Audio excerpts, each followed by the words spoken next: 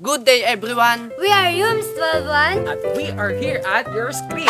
For today's video, we're gonna teach you what is the 7 essential nuts. Before we start, my name is Angela Casipe. And I am Miko Koso. And I am Mark Medrano. The square nut is a binding nut, typically used in boating, securing bandage in a medical setting, home and garden. It is used to join two ends of a line around an object. First, square nut, also known as reef nut.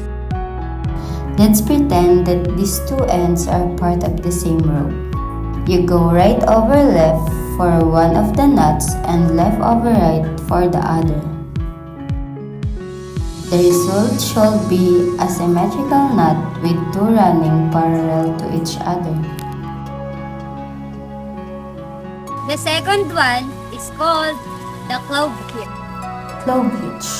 Clove hitch is used a lot in boating, sailing, outdoor, and also just around the house.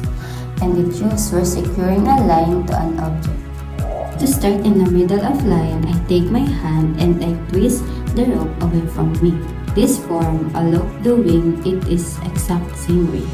A second time forms a second loop. The second loop goes on the top of the first loop. You'll notice that both of the ends are in the middle. The hitch has been placed over your object. It can be tightened.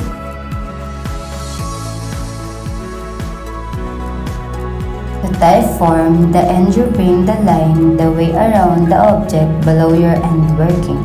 The loose end then goes above your working end around the object once more. The loose end it then pass underneath the overlapping line. A proper clove hitch will have no binding, no jamming, and everything will be parallel to each other.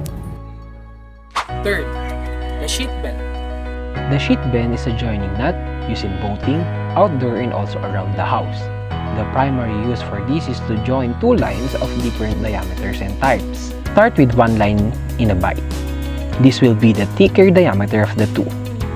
The smaller diameter line will go up through the bight. It is wrapped around and then tucked underneath itself.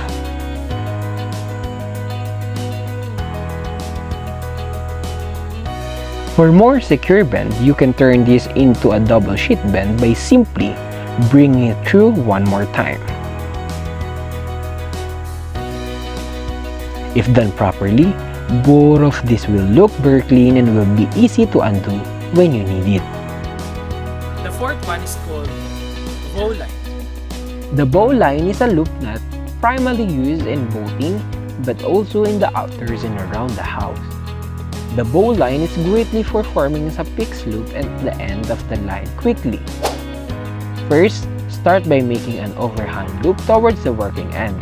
The loose end is then brought through the bottom through the loop around the working end and then back through the top of the loop. To do this quickly, I swoop around the working end and rotate my wrist. This forms a loop. The line can be put around the working end, brought through the loop, and then tightened back up. With a little practice, you can do this one hand. And this is what it should look like when you're done.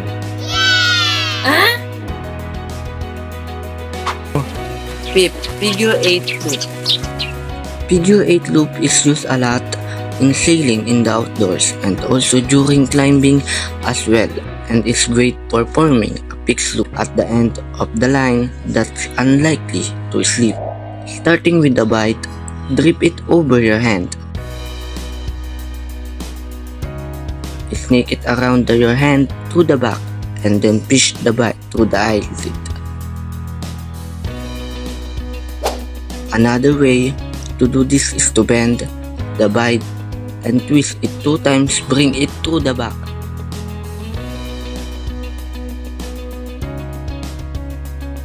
And you form the figure 8. For the sixth nut, we're gonna do the round turn and 2 hop hitches. Round turn and 2 hop hitches is a hitch primarily used in boating but is often seen in the outdoors and also around the house and garden.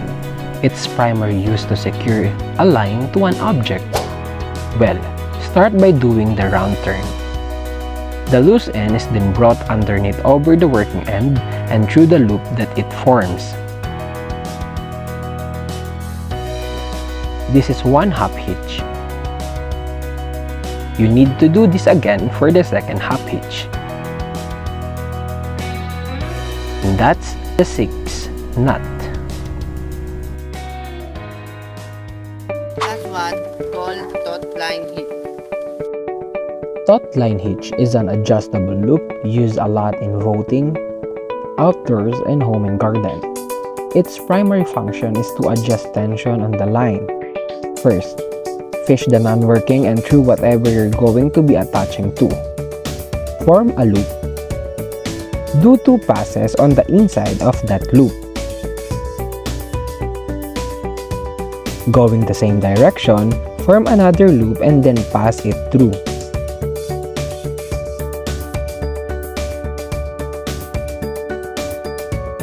You know you've done this right when the loop goes one way and your trailing goes the other way. Loosing and tightening is easy as grabbing the knot and sliding it around. So that's the 8th knot. At dyan na nagtatapos ang aming pagtuturo. We hope you learn something new sa amin. We are Rooms 12-1. Bye-bye!